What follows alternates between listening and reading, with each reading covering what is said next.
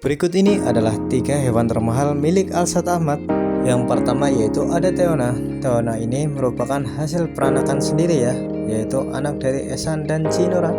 Di posisi kedua hewan termahal milik Alsat Ahmad yaitu ada Esan dan Cinora yang ditaksir untuk harganya sendiri mencapai 700 juta rupiah.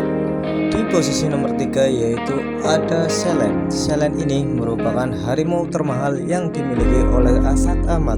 Untuk harganya sendiri, Selen ini ditaksir mencapai harga 1 miliar rupiah. Jadi gimana menurut kalian teman-teman setelah melihat penjelasan berikut ini?